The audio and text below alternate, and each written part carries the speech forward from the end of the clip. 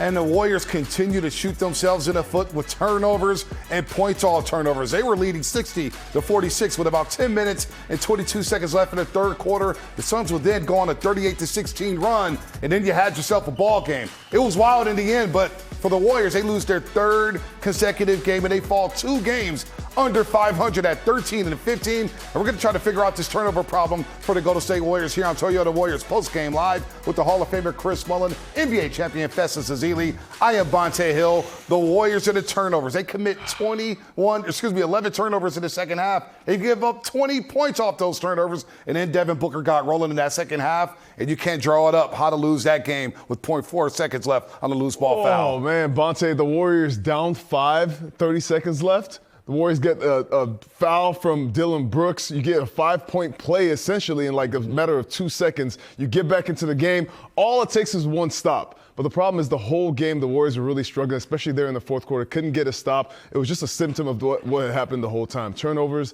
and bad defense. Yeah, the turnovers, Bonta. So the Warriors lose the turnover points off turnovers 30-18, so it's a -12.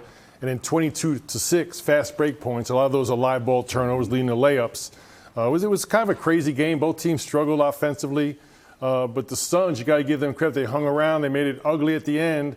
And really, it was a broken play and an offensive rebound that won the game. And the kid Goodwin went there and made that second free throw. Really, the third quarter is where the Warriors let this game get out of hand there. They were rolling, and they go the last 4 minutes and 42 seconds of the third quarter without scoring a single point. But let's pick up the crunch time tape here because it was wild down the end. They did rally from an 8-point deficit in the fourth quarter. Got some timely baskets for Brendan Pajitsky. Down 4 here. You see Moses Moody swinging around the pods and give pods credit. Big off bucket. the bench with a nice game there. 28 minutes for Brendan Pajitsky, 18 points, 2 assists and 2 rebounds, but 8 of 11 from the floor, including this big corner 3, Mully. Made some huge baskets. Paz got a little heater there over Ogudoro, who's a big athletic guy.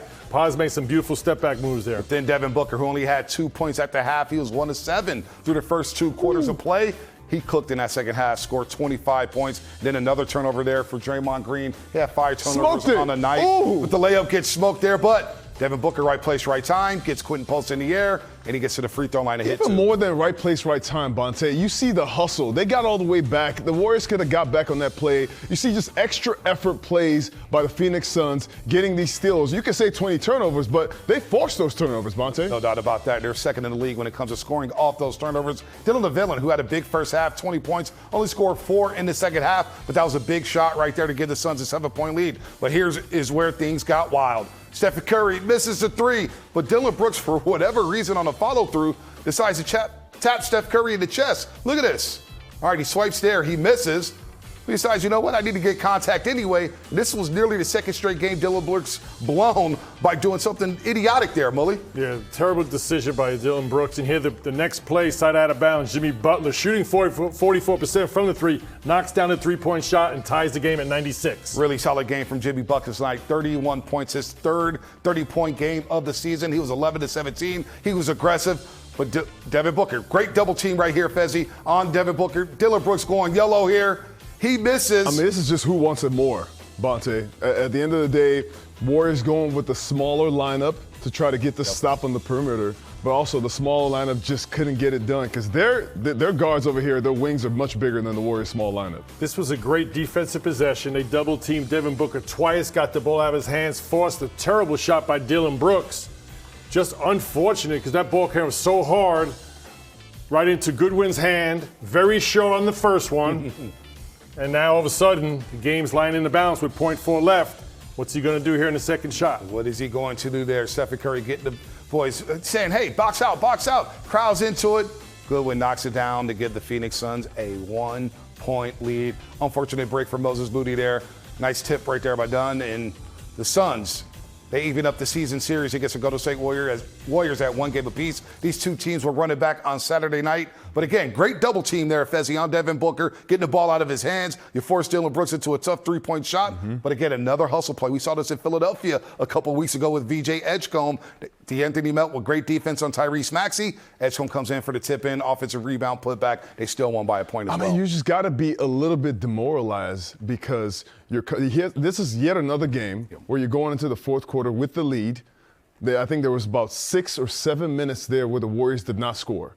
And you could think about the turnovers for the Warriors. You can think about that giving momentum to the Suns. You could think about Devin Booker getting going in the second half. All these things are the reasons why you get back down to the end of the game. It's a clutch game, and you've lost your momentum, and they have all the momentum. Even when on a missed shot on a good defensive play, you still get them getting an offensive rebound. They just had so many plays like that at the end of the game, you kind of have to give it to the team who was the more aggressive one. Yeah, and Bonta, you mentioned when they were up 14 in that second quarter, closing out the half was a problem. And the Warriors have been known to come out at halftime and dominate that third quarter. That didn't happen. They struggled the whole second half, only scored 45 points in this third and fourth quarters. Yeah, that was the 7th game the Warriors have blown when they go into the fourth quarter with the lead. That's the 6th game they've lost this season when they built a double-digit lead, which they did early in the third quarter, 60-46, 10 minutes and 22 seconds left. And it looked like Phoenix was dead in the water, but the turnovers, the Warriors committed 6 turnovers in the first 6.5 minutes, and that's one right there. Draymond looking for Jimmy Butler, Suns down 11.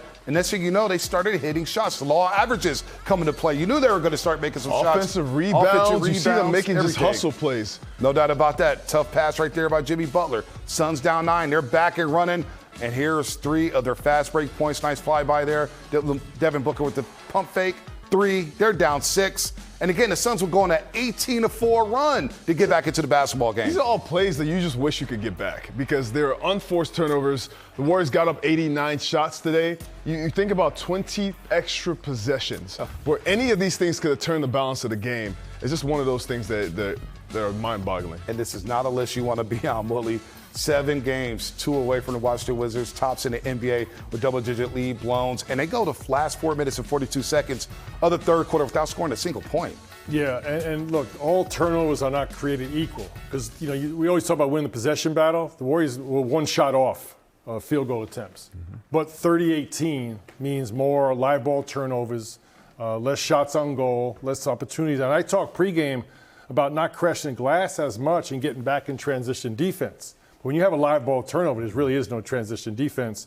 In turn, they lose that points off turnovers 30-18, and then the fast breaks 22-6. So that's really offensive and defensive transition.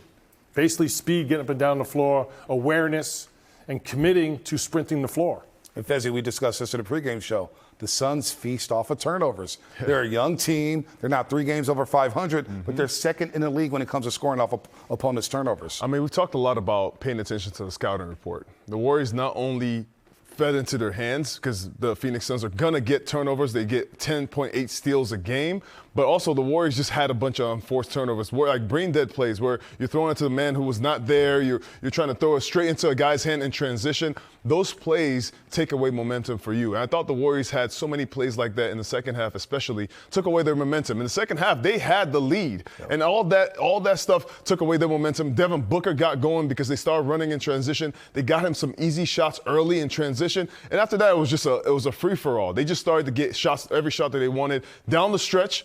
Devin Booker had the ball in his hands, and when he gets going, he is the best 2 guard in the league. So he got going, and then you just couldn't stop that offense anymore. 7-12 in the second half for Devin Booker, 23 of his 25 coming after the break. But Jimmy Butler, he did what he could. We discussed Jimmy Butler's game. There's a lot of miscommunication in the Portland game. You didn't feel his impact against Minnesota last Friday night, but we certainly felt it tonight. He had 16 at the break. He finished with 31 points, his third 30-point game of the season, 2 shy of his Warriors career high with 33. Again, 8-9 for the free throw line, 11-17, and he had that huge 3-point shot to tie the game at 96 all late in the fourth quarter. This is the Jimmy Butler that the Warriors acquired last year, went 23-8, very decisive, quick straight line drives to the basket. What I was really encouraged by Bonta and Festus, a lot more post-ups with the mismatches. Here you see Gillespie on him, and the team has to be aware when Jimmy sets a screen and gets that guard on him, he has to get the ball in his hands because he's going to score, get fouled, or draw a double team and get a good shot for his team. Even when Jimmy had a big on him, he would still drive and create plays for guys. I see that Steve Kerr was trying to find different lineups to get Jimmy going and trying to find different lineups to activate with Jimmy. He staggered the minutes of Draymond and Jimmy at parts in the game, trying to find ways to have Jimmy be the primary ball handler for the team tonight. And he had a lot of success doing that. Just got to keep building on that. I thought Jimmy did a great job being the primary scorer, but also the primary facilitator. Yeah, I thought Jimmy played a phenomenal game. I thought Pods was great. And look, Steph had a tough shooting night, but he played a good overall game. He had 15 points, 9 rebounds, 7 assists. He's going to get his points. So I think if you can keep Jimmy playing like this, keep pods activated, and get these other guys knocking down. Again, I thought they got a lot of good open looks. Quentin Post had a lot of great looks that he can knock down. You knock down 2 or 3 more three-point shots all of a sudden, especially when you had that separation. Yep. That to me was you up 14. And Phoenix is really struggling, but they got some confidence, and then they pretty much dominated that second half. No doubt about that. Stephen Curry with the season-high 9 rebounds tonight in Phoenix. But Devin Booker, you knew he would get going. This is what he does. He's a bucket getter. He's a 4-time All-Star. He's a gold medal winner with Team USA. And in that second half, he knew that his team needed a spark. He needed to get going there. Just 2 points at the half, 1 of 7 from the floor. But Fezzi Phil, you just mentioned it. He is the best 2 guard in the NBA. And once he got going, it was hard, Bonta. It's hard to stop him. The only thing you can do is double team him to get the ball out of his hands, because you see them in transition, moving the ball. They have a lot of guys who are ball handlers on this team. So they can penetrate, they can get into the defense, and then kick it out to the shooter. With Devin Booker not being as active in the first half, I thought the role players did a great job. Dillon Brooks was active. He was in the first half, he was incredible, hitting all sorts of tough shots. You saw him from the three-point line, from the post, and they gave Devin Booker a chance to get back into the game. In the second half, I thought he had a chance to come off of ball screens, make great decisions, get into the teeth of the defense, great shots. He can hit shots even over great defenses, and by the time he got going, it was hard to stop. Dillon Brooks. We all know what happened at the end of the game, the flagrant one. I picked up the technical early in the game. Dillon the villain. He set the tone. Monster first quarter. Had 20 in the first half. Had 13 of the Phoenix Suns' first 15 points. He had it going. 10 of 23 overall from the floor. But he's had a solid season for the Phoenix Suns. 7 rebounds, and he made 4 huge threes for them tonight, Mullin. Yeah, he had a huge first half, Bonta, as you mentioned. That kept the Suns close enough to capitalize in the third and fourth quarters. But Dillon Brooks is having a heck of a season, averaging over 20 points per game. He's been nothing but positive for the Suns. But these last 2 games, he's had some questionable fouls, lack of judgment, lack of decision-making late in the game. In the last game against LeBron James, after he made a 3-point shot, and obviously tonight, Steph Curry in the corner there. He kind of plays on the edge at all times, and one of those players that I think both coaches are worried about what's coming next. I mean, you love him when he's on your side. You hate him when you're playing against him. And sometimes at the end of the games, both teams are wondering what's going on, right? Dillon Brooks he's gotten so much better this summer. I've seen him, whether it's with the ball in his hands, making decisions, making plays for his teammates. I saw him, making incredible hustle plays, rebounding, getting steals. I thought his energy was infectious for his team. In the first half especially, he gave them life. They were struggling to score, and he was the one guy hitting tough shots, and he gave them that life that they were able to come into and feed off of in the second half. A talking point this week in the Bay Area was about the rotations. Who's starting? Different lineups. Who's out of the rotation? We saw Steve Kerr play 12 guys in the first half alone, 10 in the first quarter. We'll get to Kuminga later on in the program. But what did you think about the rotations? I could tell you were about to say something serious from the way your hands and your whole body posture changed. I was like, okay, Bonta. That's on my mind right now. I'm sure that's on everybody's mind within Dub Nation. I mean, he went 10 deep in the first quarter. First quarter, I mean, Steve Kerr was trying to find a rotation, trying to figure out if – I'm not really sure why he did that this game, but I think there's a lot of conversation about the guys who are playing, who are not playing. It's just a tough time trying to find some rhythm for this team. I thought they did a great job still finding a way to win that first quarter, but it's hard when you have all these different guys in the game at the same time. They're searching, and we keep talking about this, to recapture last year's 23-8 run with Jimmy Butler. They haven't been able to find it yet. There's plenty of time left, but the only way you can do it is now that you're 2 games under 500, who starts really doesn't matter. He's trying to find a 5-man combination that clicks both offensively and defensively, and then solidify the bench. It really doesn't matter who that is. So to me, from a skill standpoint, like tonight, Jimmy Butler gets off, Steph doesn't get off as much. So you got to combine Jimmy's isolation plays, which they did last year beautifully, with Steph's freedom of motion and movement and screen and run off screens and catch and shoot.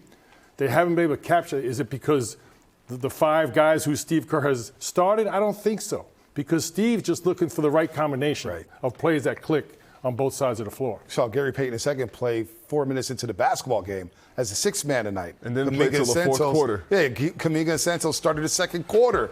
I mean, it's hard to get into a rhythm, right? When you're searching, things don't look pretty. No, it doesn't. We're going to hear from the head coach of the Golden State Warriors, Steve Kerr, on the other side as the Warriors suffered their third consecutive loss.